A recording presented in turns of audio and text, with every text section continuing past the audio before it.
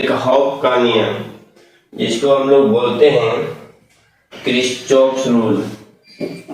तो आज देखिए आपका टॉपिक है आज किरचॉफ के नियम, किरचॉफ लॉ।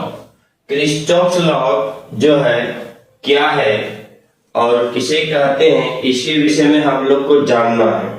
किरचॉफ लॉ, तो यहाँ पे सबसे पहले हम लोग जानते हैं, देखते हैं किसी साधारण परिपथ जो हो गया में विद्युत धारा और विभवांतर, यानी कि विद्युत धारा तथा विभवांतर। तो कह रहे किसी साधारण परिपथ में विद्युत धारा तथा विभवांतर के वितरण, जो वितरण होता है धारा और वितरण, धारा का वितरण या विभवांतर का जो वितरण होता है साधारण परिपथ में, तो ओम नियम से प्राप्त किया जाता है। किसी भी छोटा मोटा परिपथ हो, साधारण परिपथ हो, तो ओम के नियम से विद्युत धारा तथा विभवांतर के वितरण को हम लोग प्राप्त कर सकते हैं। लेकिन अब यहाँ पे कह रहा है, लेकिन जटिल विद्युत परिपथ में धारा एवं विभवांतर के वितरण को ज्ञात करने के लिए किरचॉफ के नियम प्रयुक्त होते हैं। मतलब हो गया क्या, जटिल विद्युत परिपथ में जो है धारा और विभवांतर के वितरण को जो है ज्ञात करने के लिए किसका नियम प्रयुक्त होता है, किरचॉफ के नियम प्रयुक्त होता है। अब यहाँ पे कह रहा है किरचॉफ के नियम निम्नलिखित दो नियम है। तो सबसे पहले आप जानिएगा कि अगर यदि घर में छोटा मोटा विद्युतीय परिपथ हो, तो जैसे मान के चलिए बोर्ड है, बिजली बोर्ड जान रहे हैं, ये छोटा मोटा परिपथ है, तो इसको ठीक करने के लिए हम लोग अपने से भी ठीक कर लेते हैं, ठीक है। लेकिन फ्रिज हो या कंप्यूटर हो, उसको ठीक करने के लिए हम लोग क्या करते हैं, इसको ठीक करने के लिए हम लोग मिस्त्री साहब को बुलाते हैं। तो ये क्यों? क्योंकि ये जटिल सर्किट है, जटिल परिपथ है, और ये बोर्ड जो है साधारण परिपथ है। तो इसीलिए यहाँ पे कहा जा रहा है कि साधारण परिपथ में, ठीक है, साधारण परिपथ में धारा और विभवांतर के बीच जो वितरण होता है, दे दिया धारा का विभवांतर के वितरण जो होता है, ठीक है, धारा और विभव के या विभवांतर की जो वितरण होता है, ओम साहब से हम लोग ज्ञात कर लेते हैं। और ओम साहब से जटिल परिपथ में धारा और विभवांतर का वितरण ज्ञात नहीं कर सकते। इसीलिए जटिल परिपथ में, ये जटिल परिपथ है कंप्यूटर, जटिल परिपथ है, जटिल परिपथ में धारा और विभवांतर के बीच जो वितरण होता है हम लोग किरचॉफ के नियम से करते हैं। तो आप लोग को लॉजिक, इतना लैंग्वेज याद करने की आवश्यकता नहीं पड़ेगा। इसको हम बोल देते हैं साधारण परिपथ और इसको बोल देते हैं हम लोग जटिल परिपथ, ठीक है। तो इसको बोलते हैं साधारण परिपथ, इसको बोल देते हैं जटिल परिपथ। ये कंप्यूटर हुआ, ये बोर्ड हुआ। तो साधारण परिपथ में विभवांतर और धारा का जो वितरण जो किया था, वितरण जो हम लोग प्राप्त किए थे ओम से, ओम नियम से, ठीक है, ओम साहब से। लेकिन जटिल विद्युतीय परिपथ में जो है हम लोग धारा और विभवांतर का जो वितरण किए थे किसके नियम से, किरचॉफ के नियम से, किरचॉफ के नियम से। बस बन के तो तैयार हो गया, आप लोगों को याद करने की आवश्यकता नहीं पड़ेगी। ये साधारण परिपथ है, ये जटिल परिपथ है, यही दो पॉइंट याद रखिएगा, साधारण परिपथ और जटिल परिपथ। तो साधारण परिपथ में धारा और विभवांतर, दो ही चीज तो वितरण हो रहा है, धारा और विभवांतर का जो वितरण जो किया था ओम साहब ने किया था, लेकिन जटिल परिपथ में जो है धारा और विभवांतर का वितरण जो है किरचॉफ साहब से नियम से किए थे, किरचॉफ साहब के नियम से किए थे। तो ये हो गया किरचॉफ का नियम। तो किरचॉफ का नियम जो है 2 है। चलिए अब देखते हैं किरचॉफ का नियम जो 2 है, तो आप लोग देख सकते हैं। और इसमें थोड़ा सा एक पॉइंट और देख लीजिए, अगर गांव में अगर मान के चले कि हम लोग गांव में अगर जो हम लोग जो ये पोल है, ये पोल से वायर गया है, तो आप लोग क्या करते हैं, खुदन लगा के घर ला लेते हैं करंट को, ठीक है। अगर टाउन में देखते हैं ये पोल है, बहुत सारा वायर है, देखिए बहुत सारा वायर गया हुआ है यहाँ पे पोल में, टाउन से देख लीजिए, ये जटिल सर्किट हुआ। अब यहाँ पे हम लोग क्या करते हैं, मिस्त्री को ही बुला लेते हैं। यही फर्क है साधारण परिपथ और जटिल परिपथ में।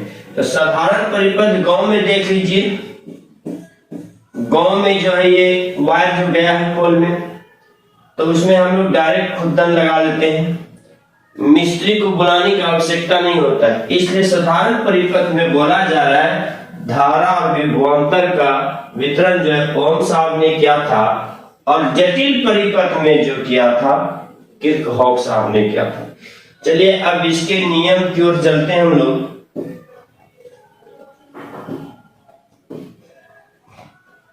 अब किरचॉफ के 2 नियम थे किरचॉफ के।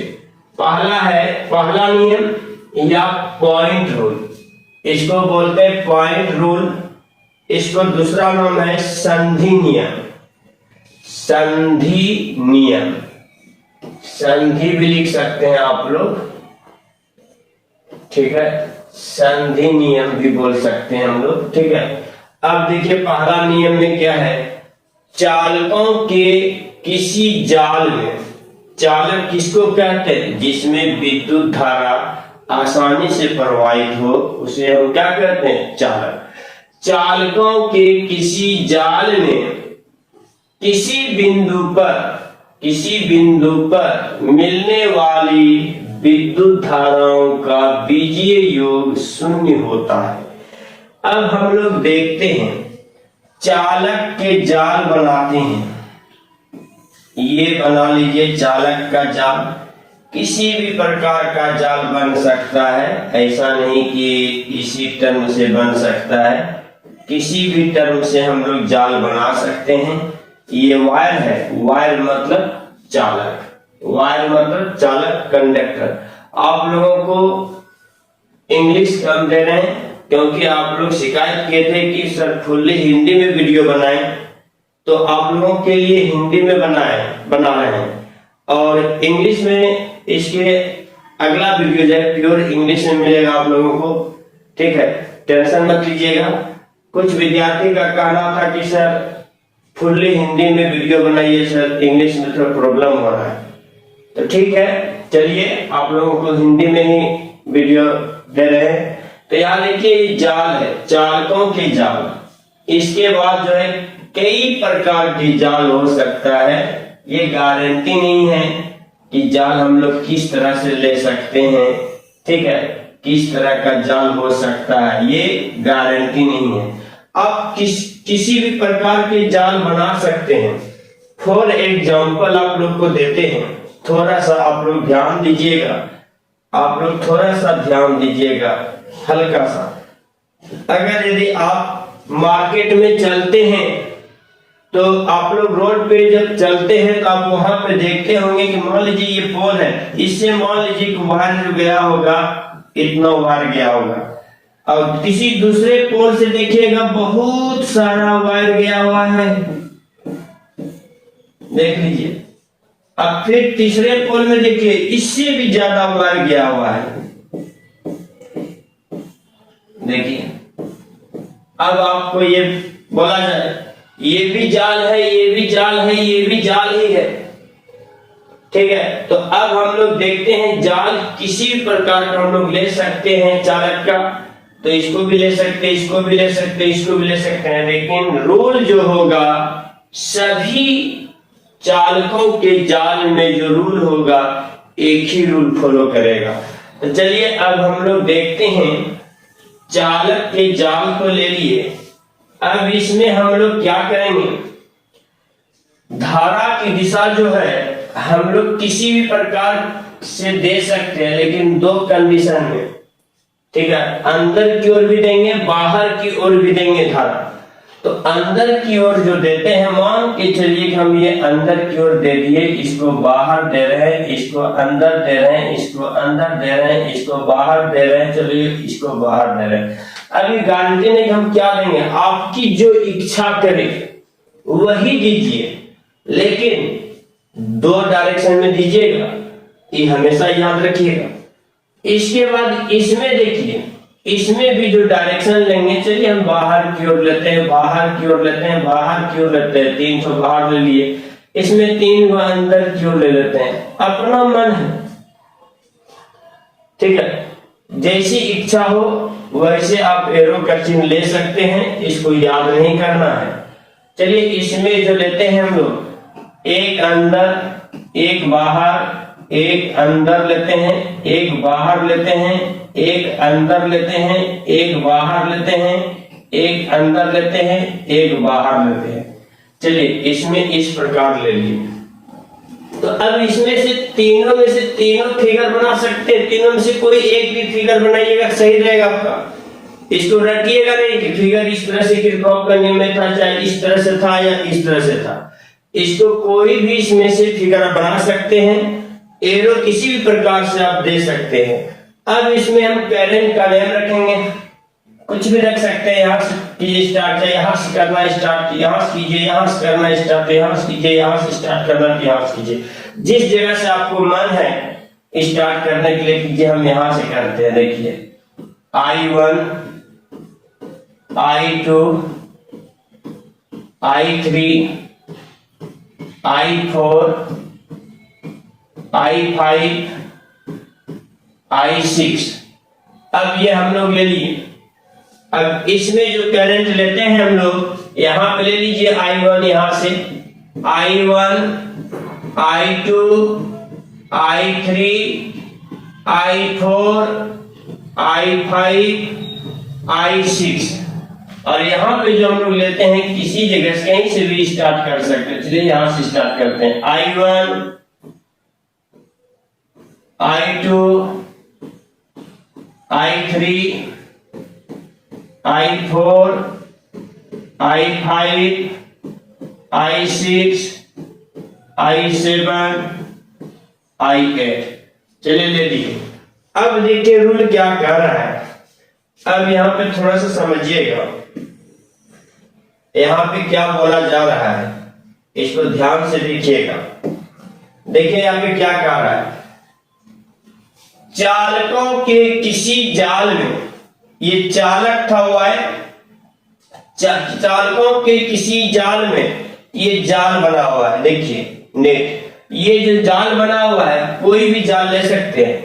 किसी बिंदु पर, ये बिंदु आपका यहाँ पे इस जगह देखिए, ये बिंदु आप किसी बिंदु पर ले लीजिए, किसी बिंदु पर मिलने वाली विद्युत धारा, देखिए सभी धारा जो यहाँ पे मिल रहा है, ठीक है, यहीं पे मिल रहा है, सभी धारा यहाँ पे देखिए बिंदु पे मिल रहा है। तो मिलने वाली विद्युत धाराओं का बीजीय योग शून्य होता है। इस जगह जो है बीजीय योग शून्य होता है, एलजेब्रिक सम, यहाँ पे क्या होता है शून्य, यहाँ पे शून्य होगा, यहाँ पे शून्य होगा। कैसे होगा, अब यहाँ पे देखिए आप लोग, तो आप लोग जैसे भी इसको रखना रख सकते हैं। अंदर की तरफ आने वाली धारा को हम पॉजिटिव मान लेते हैं, पॉजिटिव, बाहर जाने वाली धारा को निगेटिव मान लेते हैं। ऐसे तो विद्युत क्षेत्र देखा जाए तो प्लस क्षेत्र जो है बाहर की तरफ जाता है, आपको फील्ड में पता होगा, और माइनस क्षेत्र जो है अंदर की तरफ आता है, ये तो पता है। तो ये भी इस डायरेक्शन से भी हम लोग ले सकते हैं, या नहीं तो अंदर वाले को पॉजिटिव, बाहर वाले को निगेटिव मान सकते हैं। तो हम लोग चलिए मान लेते हैं अंदर वाले को, जो भी करंट अंदर जा रहा हो उसको मानेंगे प्लस। तो यहाँ पे I1 प्लस हो गया, I2 बाहर जा रहा है, देखिए I2 माइनस हो गया, I3 देखिए बाहर जा रहा है तो माइनस में हो गया I3, ये अंदर की ओर आ रहा है कि ये प्लस में हो गया I4, ये देखिए अंदर की ओर आ रहा है कि ये माइनस में हो गया, प्लस में हो गया I5, अंदर की ओर आ रहा था प्लस में हो जाएगा, और ये देखिए बाहर की तरफ जा रहा है माइनस में हो जाएगा I6। देख लीजिए, अब इस टोटल धारा का जो एल्जेब्रिक सम हो गया, यहाँ पे हम जीरो ले सकते हैं। अब जैसे जीरो लेंगे, प्लस वाले को एक साथ लिख लीजिए, I1 plus I4 plus I5 equal to zero तो उस साइड ले जाइए, माइनस वाले को इसको ले जाएंगे, प्लस में हो जाएगा I2, ये भी प्लस में हो जाएगा I3, और I6 भी प्लस में हो जाएगा, इधर जाएगा तो यही आपका पहला नियम करा था, फर्स्ट रूल, इसको संधि नियम भी कहते हैं। चलिए, इस फिगर से तो ये बन गया, अगर यदि आपको ये फिगर बनाना है तो ये समीकरण आएगा, ठीक है, आपका इक्वेशन ये आएगा। अगर यदि इसको नहीं बनाना है, हमको ये बनाना है, तो इसके लिए भी वही रूल होगा, सभी जगह वही रूल होगा। तो यहाँ पे देख लीजिए, अंदर की तरफ जो करंट आ रहा है वो प्लस में लेंगे, I1 प्लस हो गया, I2 भी देखिए यहाँ पे प्लस हो गया, I3 भी देखिए यहाँ पे प्लस हो गया, I4 देखिए यहाँ पे माइनस हो गया क्योंकि बाहर जा रहा है, I5 भी माइनस हो गया, I6 भी माइनस हो गया, इक्वल टू जीरो हो जाएगा। तो यहाँ पे देख लिए, अब यहाँ पे क्या करेंगे, प्लस वाले को एक जगह लिख देते हैं, I1 plus I2 plus I3 equal to I4 को उधर ले जाइए प्लस में, इसको भी उधर ले जाइए प्लस में, इसको भी उधर ले जाइए प्लस में, इक्वल टू जीरो हो जाएगा। तो ये आपका जो है, ध्यान दीजिएगा, जो रूल इसमें था वही रूल इसमें भी, यही रूल इसमें भी होगा। तो इसलिए आप लोग दिक्कत नहीं हो, आप लोगों को आपका जिस तरह से मन हो फिगर बनाने का उस तरह से बना सकते हैं। अगर यदि मेरा मन है कि हम नेट इस तरह से बनाएं, चालकों के जाल जो है हम इस तरह से बनाएं, देख लीजिए मात्र 4 ले रहे हैं, इस तरह से बनाएं।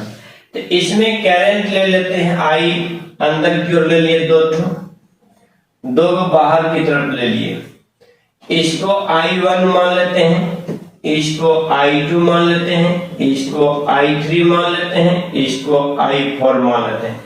अब यहाँ पे इस पॉइंट पे जो एल्जेब्रिक सम जो होगा करंट का जो एल्जेब्रिक सम जो होगा, अब इसको निकालेंगे, देखते हैं बीजीय योग जिसको बोलते हैं। I1 अंदर की ओर था, देखिए यहाँ पे प्लस I2, अभी बाहर की तरफ जा रहा है माइनस I4, फिर ये देखिए बाहर की तरफ जा रहा है minus I5 equal to zero. Algebraic sum क्या होता है, जीरो। अब यहाँ पे क्या करेंगे हम लोग, I1 plus I2 equal to दे देते हैं, इसको जो है माइनस में बराबर की उस साइड ले जाते हैं, इक्वल टू है उधर ले जाते हैं, तो यहाँ पे हो जाता है I4 प्लस में, माइनस में उसको उधर ले जाएंगे, प्लस में हो जाएगा I5। तो यही तो निकला। कोई भी नेट आप बना सकते हैं, उस पे इक्वेशन निकाल सकते हैं अपने से, इसको याद करने की आवश्यकता नहीं बाबू, ठीक है, सिर्फ दिमाग लगाइए और ये आपका क्लियर हो जाएगा। चलिए, फर्स्ट रूल तो क्लियर हो गया। अब हम लोग चलते हैं, अगर फर्स्ट रूल क्लियर हुआ तो थोड़ा सा एक पॉइंट है यहाँ पे। अब यहाँ पे देखिएगा पॉइंट क्या है,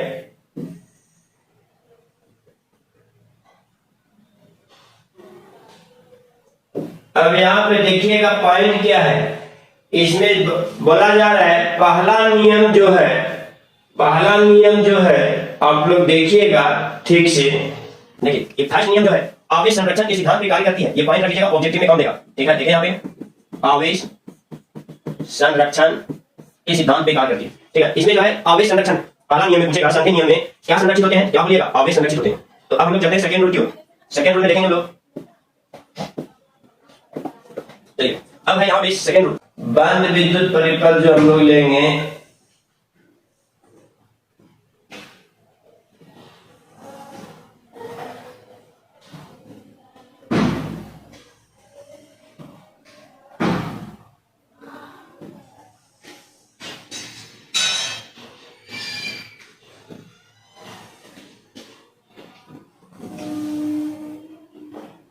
देखिए, अब ये जो है आपका बंद विद्युत परिपथ है।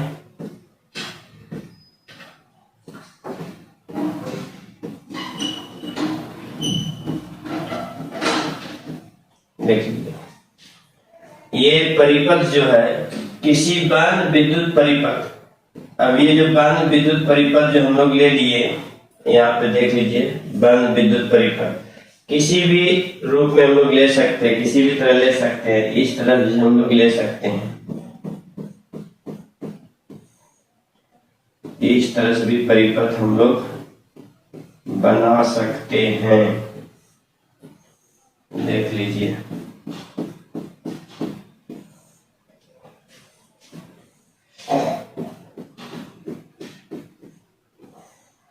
ये है बंद परिपथ, ये भी बंद परिपथ है और ये भी बंद परिपथ है। आराम से देखिए दोनों बंद परिपथ ही। इसके अलावा और ले सकते हैं हम लोग, कोई भी एक एग्जाम में एक को बनाना है।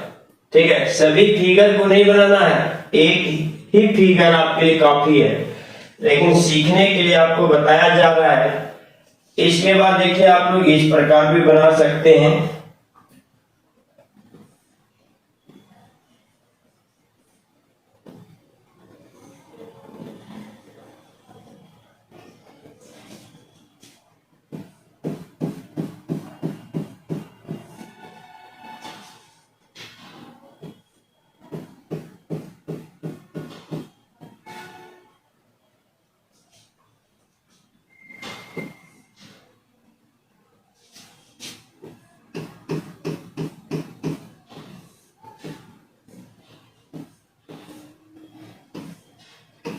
इस तरह से भी आप सर्किट बना सकते हैं।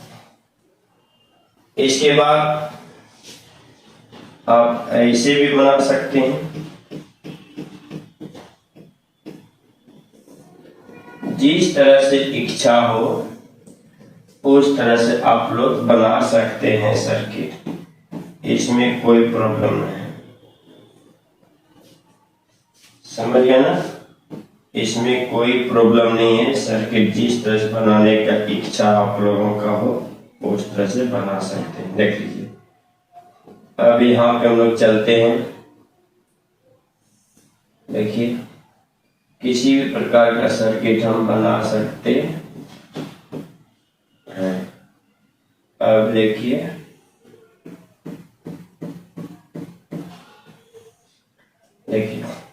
इस तरह से सर्किट बना लें, लेकिन क्लोज होना चाहिए, बंद होना चाहिए। ये जो है आपका बंद सर्किट है। देख लीजिए बंद सर्किट है आपका। अब इसमें क्या कर रहा है, थोड़ा सा ध्यान दीजिएगा आप लोग, देखिएगा, समझिएगा थोड़ा सा। देखिए इसमें क्या रहा है, आप लोगों को किसी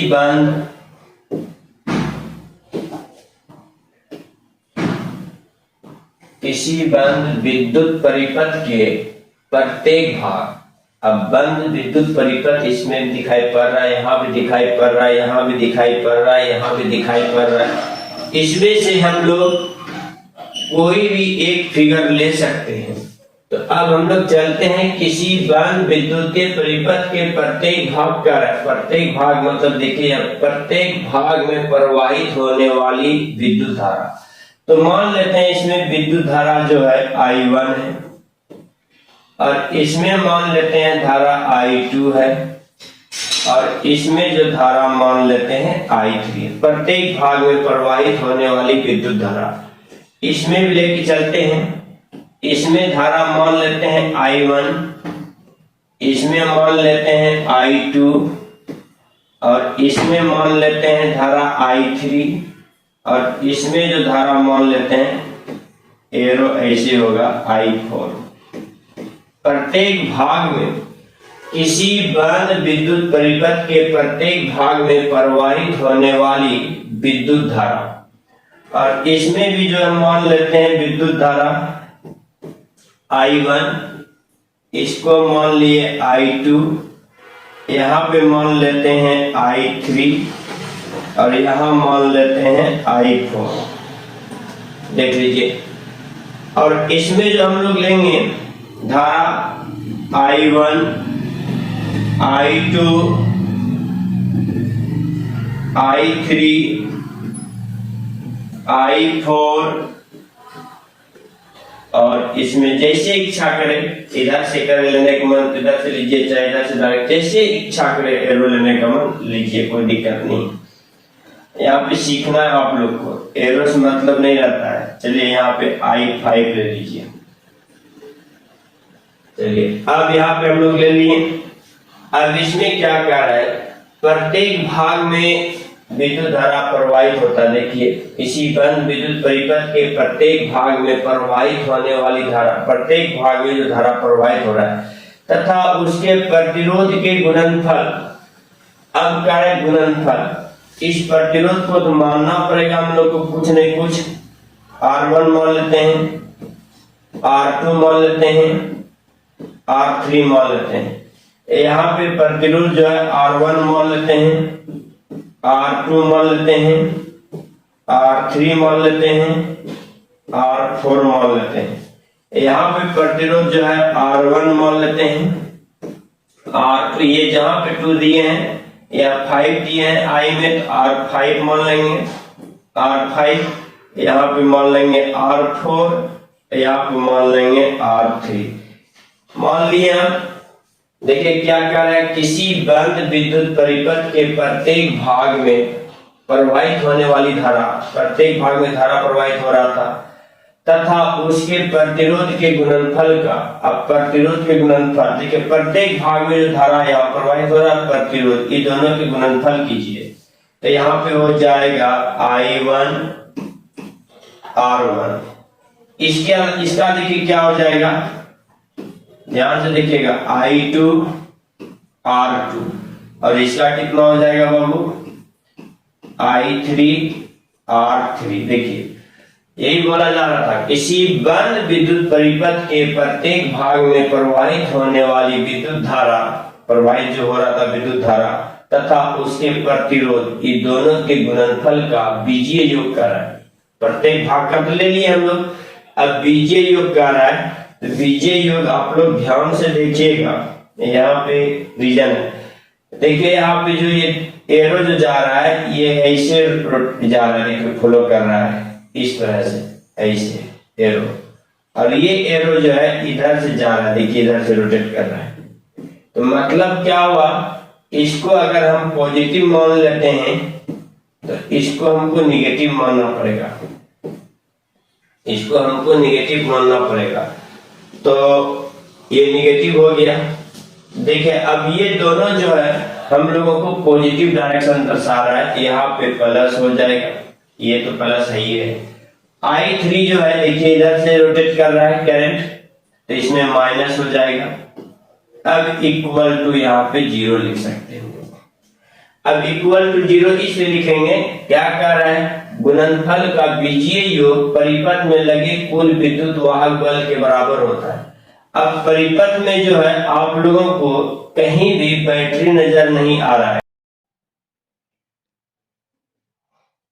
देखिए अगर यहाँ पे हम लोग सेल ले लेते हैं, तब जो है विद्युत वाहक बल यहाँ पे जीरो नहीं होगा। तब क्या करें, उसके प्रतिरोध के गुणनफल का बीजीय योग इसी को बोला गया।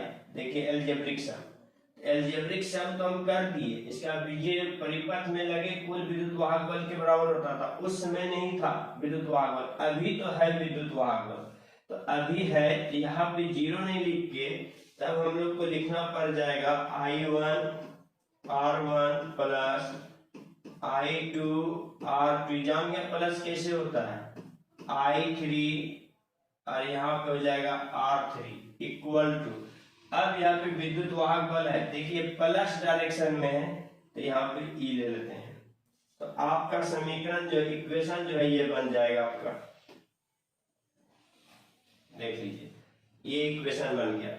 अगर यदि यहाँ पे हम सेल ले लेते हैं और एक मान लेते हैं, इसको E1 मान लो, इसको E2 मान लो, दो सेल लेते हैं, तब तो ये इतना दूर तक तो वही रहेगा। देखिए अब गुणनफल तक तो वही रहेगा। गुणनफल का बीजीय योग प्लस माइनस जो हो गया वहां तक ठीक रहेगा। परिपथ में लगे कुल विद्युत वाहक बल के बराबर होता है, बराबर की साइड हमको चेंज हो जाएगा।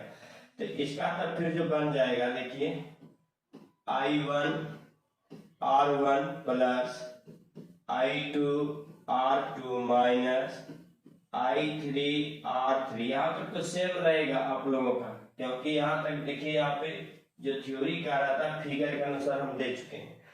अब इसमें देखना है कि विद्युत वाहक बल इसमें दो गो हो गया, इसमें विद्युत वाहक बल दो ठो हो गया। अब इसमें देखना है कि ये प्लस डायरेक्शन में विद्युत वाहक बल है, इसलिए आप लिख देंगे E1 प्लस में।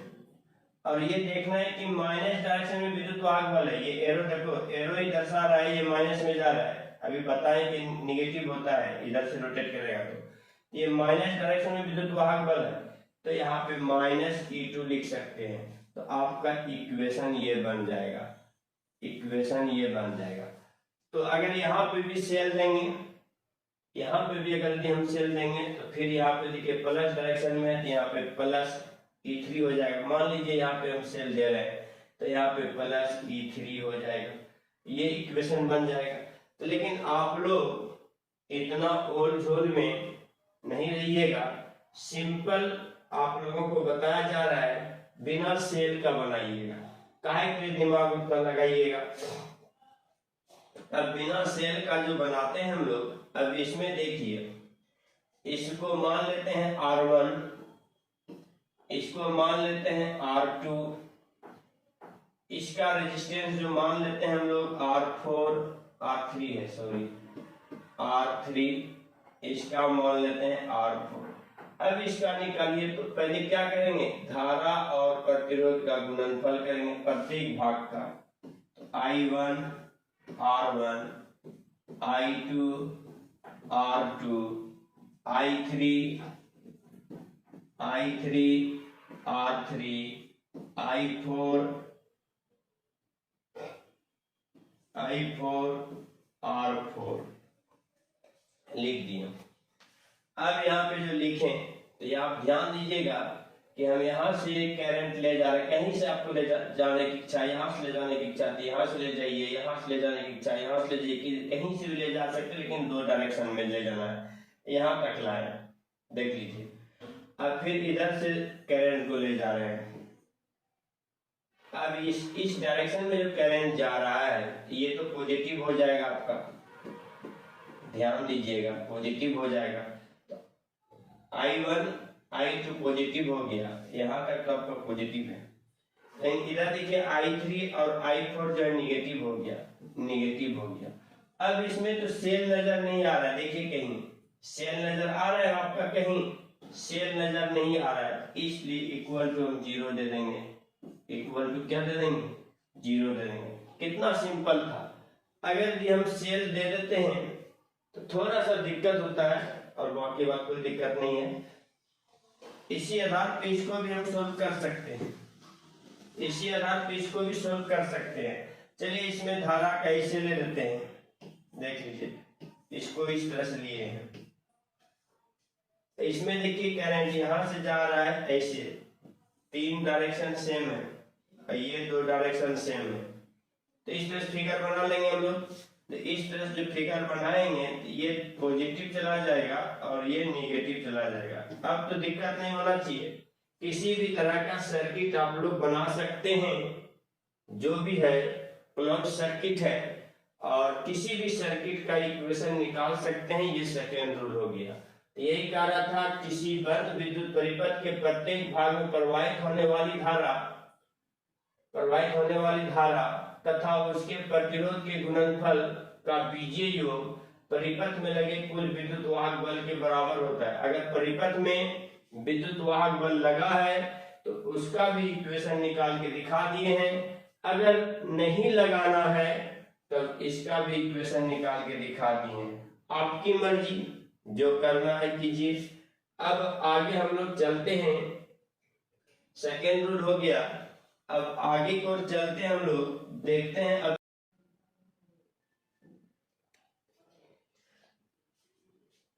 वेट स्टोन ब्रिज जो है, देखते हैं वेट स्टोन ब्रिज किसको कहा जाता है। यदि चार प्रतिरोधों को एक चतुर्भुज की चारों भुजाओं के रूप में जोड़ा जाए। अब हम लोग ले लेते हैं चार प्रतिरोध, ले लेते हैं हम लोग। देखिए, चार प्रतिरोध ले लिए। अब चारों प्रतिरोधों को हम लोग क्या करेंगे, यहाँ पे चार प्रतिरोध ले लिए, इसका नाम रखते हैं PQRS। ये चार प्रतिरोध लिए, चारों प्रतिरोधों को चतुर्भुज की चारों भुजा के रूप में जोड़ा जाए। अब इसको जो है चतुर्भुज के रूप में हम लोग जोड़ देते हैं। देखिए, चतुर्भुज के रूप में हम लोग इसको जोड़ देते हैं, आराम से देखिए। अब चतुर्भुज के रूप में जो हम लोग जोड़ेंगे, चतुर्भुज के रूप में जोड़ दिए, इसका नाम रख दिए PQR और S। चारों प्रतिरोधों को चतुर्भुज के रूप में जोड़ दिए, इसका नेम रख दिए PQRS। अब इसमें हम लोग देखते हैं क्या कर रहा है। दो परस्पर, देखिए यहाँ पे दो परस्पर सम्मुख बिंदुओं के एक जोड़े। अब दो परस्पर सम्मुख बिंदु, देखिए ये दो परस्पर सम्मुख है, इसको बोला जाता है एक जोड़ा। एक जोड़े के बीच एक गैल्वेनोमीटर, इस दोनों के बीच जो है एक गैल्वेनोमीटर लगा देते हैं। गैल्वेनोमीटर इन दोनों के बीच, शेष दो सम्मुख बिंदुओं के बीच एक सेल लगा दिया जाए। अब इन दोनों सम्मुख बिंदुओं के बीच जो है एक सेल लगा देते हैं। देखिए, एक सेल लगा दिए, सेल लगा दिया जाए तो इस प्रबंध को वेट स्टोन ब्रिज कहते हैं। ऐसे प्रबंध को ही हम लोग क्या बोलते हैं, वेट स्टोन ब्रिज करते हैं। अब इसमें देखिए कैरेंट फ्लो जो है हम लोग इसमें कर देते हैं। कैरेंट फ्लो जो हम लोग कर रहे हैं, देख लीजिए यहाँ पे I1, और इसमें जो कैरेंट फ्लो कर रहे हैं हम लोग I2, और इसमें जो कैरेंट फ्लो करेंगे हम लोग I3, और इसमें जो कैरेंट फ्लो करेंगे हम लोग I4। अब ये देखिए दो डायरेक्शन लिए, इस तरह से देख लीजिए, और दो गो का जो डायरेक्शन लिए इस तरह से हम लोग ले लिए। ठीक है, ये जो आपका है एंटी क्लॉकवाइज जा रहा है, और ये जो है आपका क्लॉकवाइज ले लिए। तो दो गो का जो है कैरेंट का जो डायरेक्शन जो ले लिए क्लॉकवाइज का, और दो गो का ले लिए एंटी क्लॉकवाइज का। अब हम लोग देखते हैं यहाँ पे, इसका नेम रख देते हैं A B C D। तो ABCD रख दिए। अब हम लोग चलते हैं यहाँ पे पॉइंट, ये आपका हो गया वेट स्टोन ब्रिज। ठीक है, वेट स्टोन ब्रिज को संतुलित करेंगे, तब हम लोग लिखेंगे संतुलन की अवस्था में, संतुलन की अवस्था। अगर संतुलन की अवस्था होगा तो वहां पे IG = 0 होगा। आई जी इक्वल टू 0 होगा। अब यहाँ पे आई जी इक्वल टू 0 होगा, तो यहाँ पे अब हम लोग देखते हैं संतुलन की अवस्था में। तो लेते हैं पहले किरचॉफ का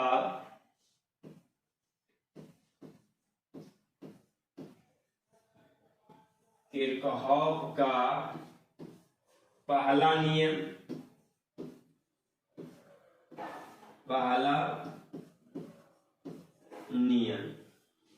अब लेंगे बिंदु बी पर। देखिए किरचॉफ का पहला नियम लेंगे बिंदु बी पर। और जब ये वेट स्टोन ब्रिज बैलेंस रहेगा, आप लोग देखे होंगे तराजू को देखे होंगे, सब्जी उब्जी खरीदने जो जाते होंगे तो वहां पर देखते होंगे कांटा जो है बीच में रहता है, तो क्या होता है, बैलेंस रहता है। तो इसीलिए बोला गया संतुलन की अवस्था। जब संतुलन की अवस्था कब होगा, जब इसमें आई जी का वैल्यू आपका कितना होगा, 0 होगा। तो अब देखते हैं बिंदु बी पर किरचॉफ का पहला नियम। पहले बना लेते हैं फिगर। इसमें फिगर बना लिए। अब यहाँ पे देखिए I1 है, और यहाँ पे देखिए I2 है, और यहाँ पे देख लीजिए IG है। तो अब हम लोग ले सकते हैं, आपको बताए थे किसी चालकों के जाल में धाराओं का बीजीय योग किसी बिंदु पर क्या होता है, 0 होता है। तो अब यहाँ पे देखिए करंट जो जा रहा है पॉइंट की ओर, ये आपका I1 प्लस में हो गया, ये दूर जा रहा है माइनस में I2, और ये भी दूर जा रहा है तो माइनस में IG इक्वल टू 0। अब देखिए यहाँ पे संतुलन की अवस्था जब रहेगा, IG का वैल्यू क्या रखना पड़ेगा, 0। तो यहाँ पे लिख सकते हैं I1 minus I2 minus 0 equal to 0। तो यहाँ पे हो गया I1, I2 को उधर ले जाते हैं इक्वल टू I2 हो जाएगा। तो ये निकल गया आपका I1 इक्वल टू I2।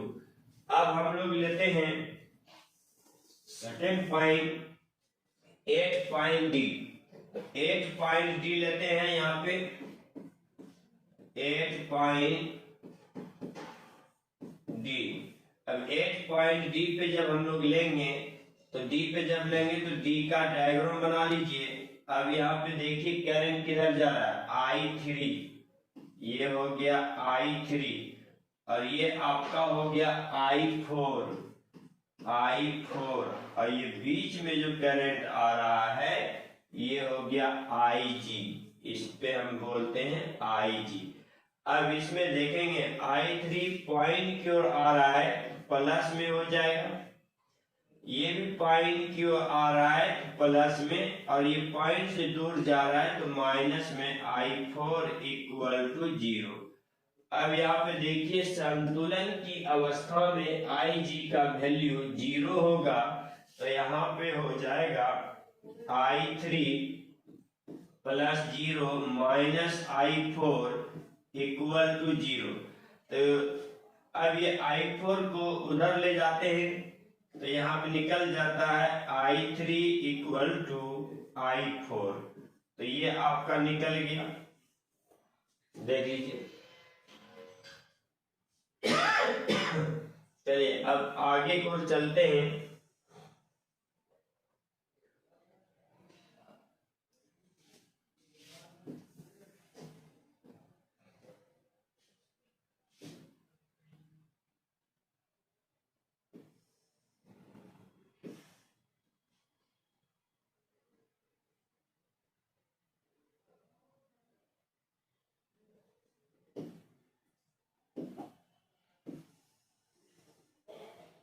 अब देखिए यहाँ पे अब हम लोग लेते हैं लूप, इन लूप। अब लूप में लेते हैं, ठीक है। यहाँ पे आपका जो है किरचॉफ का दूसरा नियम किरचॉफ का दूसरा नियम यहाँ पे चलेगा। देखिए यहाँ पे इन लूप अब चलेंगे ए बी डी ए, यहाँ आप लिखेंगे ए बी डी ए, ये बंद लूप हो गया। अब इसमें जो देखेंगे प्रत्येक भाग का प्रतिरोध, प्रत्येक भाग में प्रवाहित होने वाली धारा, ठीक है, प्रत्येक भाग में प्रवाहित होने वाली धारा और उनके प्रतिरोध के गुणनफल के बीजीय योग परिपथ में लगे कुल विद्युत वाहक बल के बराबर होते हैं। सेकेंड रूल यही था। तो इसमें जो धारा जो प्रवाहित हो रहा है I1 और प्रतिरोध जो है P, यहाँ लिख देते हैं PI1। और फिर इसमें देखेंगे जो प्रतिरोध है R, इसमें जो धारा प्रवाहित हो रहा है I, तो यहाँ आप लिख देंगे RI3। इधर जो देखेंगे प्रतिरोध है G और इसमें जो करंट फ्लो हो रहा है IG। अब देखिए प्रत्येक भाग का प्रतिरोध और उनमें होने वाली प्रवाहित धारा, ठीक है, प्रत्येक भाग में होने वाली प्रवाहित धारा लो और प्रतिरोध इसका लिए, देखिए इस भाग का ये लिए, इस भाग का लिए ये, प्रत्येक भाग का या प्रत्येक भाग में प्रवाहित होने वाली धारा और उनके प्रतिरोध के गुणनफल का बीजीय योग। अब यहाँ पे क्या है बीजीय योग। अब देखेंगे कि I1 का जो डायरेक्शन है ये क्लॉकवाइज, तो ये आपका पॉजिटिव होगा और एंटी क्लॉकवाइज जो रोटेट करेगा वो निगेटिव होगा। तो ये देखिए I1 भी आपका पॉजिटिव हो गया। इसके बाद यहाँ देखिए ये जो रोटेट कर रहा है इस तरह से, तो ये भी आपका क्लॉकवाइज हो गया। तो IG तुम्हारा पॉजिटिव हो जाएगा, लेकिन ये एंटी क्लॉकवाइज हो रहा है I3R, तो ये निगेटिव हो गया। इक्वल टू क्या हो जाएगा 0। अब यहाँ पे देखिए संतुलन की अवस्था में IG का वैल्यू 0 रखना पड़ता है। तो यहाँ पे PI1 minus RI3 plus G, यहाँ पे लिख देंगे IG के बदले हम लोग 0 ले सकते हैं, इक्वल टू 0। तो यहाँ पे हो जाएगा PI1 माइनस RI3, ये 0 हो गया, इक्वल टू 0। इसको उधर ले चलते हैं, PI1 इक्वल टू RI3 हो जाता है। इसके बाद हम लोग ले चलते हैं, देखिए I1 है, I1 को रहने दीजिए बाय, इसको इधर लेते आइए, I3 हो जाता है, I3 इक्वल टू, यहाँ पे R है, R को रहने दीजिए, EP को इधर लेते आइए, बाय में हो जाएगा P। तो ये I1 बाय I3 बराबर इतना निकला। अब इसके बाद लेंगे हम लोग इन लूप। अब इस लूप में लीजिए BCDB में, तो यहाँ आप लिखेंगे BCDB। तो इन लूप BCDB में ले रहे, इसमें भी वही लेंगे, प्रत्येक भाग में होने वाली प्रवाहित धारा और प्रतिरोध, ये दोनों के गुणनफल करेंगे। तो यहाँ पे I2Q और इसमें जो है I4S और इसमें जो है IG ले लिए। अब देखेंगे कि ये करंट I2 जो है फ्लो जो कर रहा है ये पॉजिटिव डायरेक्शन में कर रहा है क्लॉकवाइज, और ये दोनों जो है मेरा, ये दोनों जो एंटी क्लॉकवाइज रोटेट कर रहा है। तो I2 पॉजिटिव हो गया, ये दोनों मेरा माइनस हो जाएगा क्योंकि एंटी क्लॉकवाइज जा रहा है, इक्वल टू 0। इसके बाद देखते हैं I2Q minus I4S minus IG का वैल्यू रख देते हैं 0 इंटू G। देखिए संतुलन की अवस्था में IG का वैल्यू 0 हो जाएगा, इक्वल टू 0। तो यहाँ पे हो जाएगा I2Q फिर माइनस I4S इक्वल टू 0। इसको उधर ले जाते हैं, तो I2Q इक्वल टू I4S, ये हो गया आपका। अब इसको हम आगे सॉल्व करते हैं। आप देख लीजिए I2 है, I4 किधर लाइए, बाय में हो जाएगा, I2 bye I4 equal to, अभी अब S है, Q पे इधर ले जाइए तो S बाय Q। अब हम लोग जानते हैं 9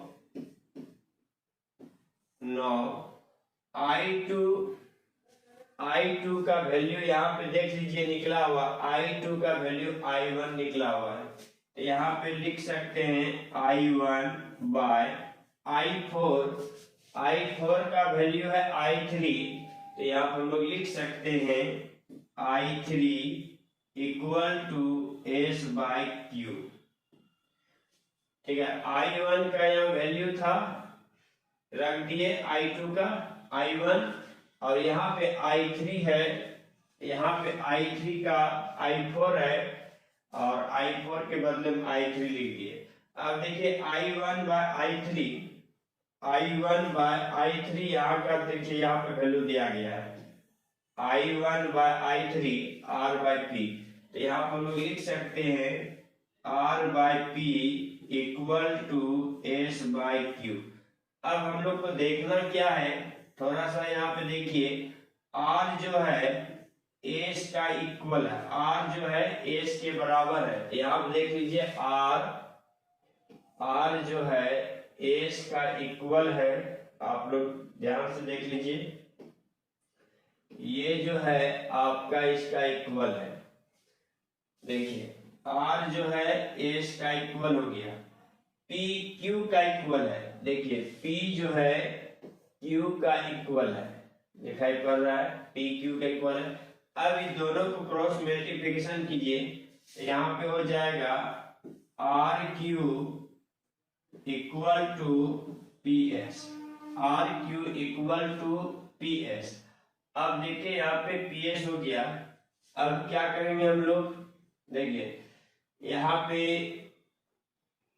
R इक्वल टू PS हो गया, अब S बाय Q इधर रहने देते, P बाय Q इधर कर दीजिए, P बाय Q इसको ला देते इधर, P बाय Q, और इधर हो जाता है R बाय S। अब यहाँ पे देखिएगा कि इस टर्म को देखिएगा, R जो है P का इक्वल है, R जो है आपका P का इक्वल है, इसके बाद S जो है Q का इक्वल है, S जो है आपका Q का इक्वल है। इस तरह से आपका चारों रेजिस्टेंस क्या है, इक्वल है, इसलिए बैलेंस ब्रिज कहलाता है। इसको हम लोग बोलते हैं, जो वेट स्टोन ब्रिज जो है ये बैलेंस ब्रिज है। Thank you.